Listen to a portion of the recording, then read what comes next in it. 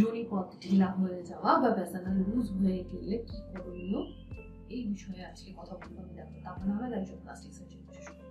বিয়ের পর বা বাচ্চা হওয়ার পর বা সেটা নর্মাল ডেলিভারি হোক অথবা সিজারিয়ান সেকশন হোক, যোনিপথ লুজ হয়ে যায় মেয়েদের বা ভ্যাজানা লুজ হয়ে যায়, বিশেষত নর্মাল ডেলিভারির পরে যখন কাটা ছেঁড়া লাগে বা এই জায়গাটা ছেড়ে যায়, সেলাই দেওয়া হয়, অনেক সময় সেলাই থাকে না, বিভিন্ন কারণে তাদের যোনিপথটা অনেকটাই লুজ হয়ে যায় বা বাইরের সাথে তাদের পায়ের পথের সাথে এটা কমিউনিকেট করে ফেলে।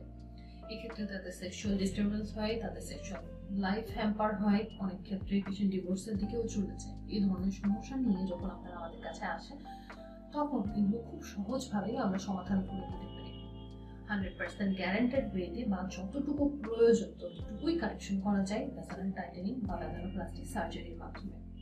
এই সার্জারির মাধ্যমে আগে আমরা আপনার যোনিপথে যে মাসলগুলো থাকে সেগুলোকে টাইট করি এবং তারপরে অতিরিক্ত যে চামড়াটা থাকে সেটি কেটে ফেলে জোড়া লাগানো হয় এবং বাইরে থেকে আপনার যে অংশটুকু আগে নর্মাল ডেলিভারির কারণে ছিঁড়ে গিয়েছিল বা কেটে গিয়েছিল সেটিকেও কারেকশন করি, যেটির নাম হচ্ছে পেরিনিওপ্লাস্টি।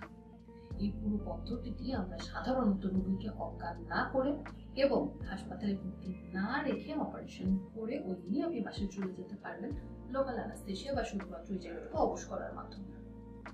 এই অপারেশনের মাধ্যমে আমি আগেই বলেছি আপনি যতটুকু আপনার প্রয়োজন বা একেবারে আগের পর্যায়ে ফিরিয়ে নিয়ে আসা সম্ভব। সার্জারি ছাড়াও আমাদের হাতে কিছু পদ্ধতি থাকে যেগুলো 100% গ্যারান্টেড না বা ক্ষেত্রে আমরা 100% স্যাটিসফাইড ওয়েতে আপনার যোনিপথ টাইট করতে পারবো না। এই পদ্ধতিগুলোর একটাই উপকার, সেটি হচ্ছে সার্জারি ছাড়া আমাদের হাতে বিভিন্ন ধরনের বডি ফিলার থাকে বা আপনার শরীরে কোথাও ফ্যাট থাকে, সেই ফ্যাটগুলো দিয়ে আমরা এই ধরনের টাইটেনিং সার্জারিগুলো বা টাইটেনিং প্রসিডিউরগুলো করি উইদাউট অ্যানাস্থেসিয়া অথবা হাসপাতালে ভর্তি ছাড়া। সো যাদের এই ধরনের সমস্যা আছে, যারা হীনমন্যতায় ভুগছেন বা যারা সাংসারিক সমস্যায় ভুগছেন, তারা দেরি না করে অবশ্যই আমাদের সাথে আমাদের নিম্নবর্ণিত ঠিকানায় যোগাযোগ করবেন। ধন্যবাদ।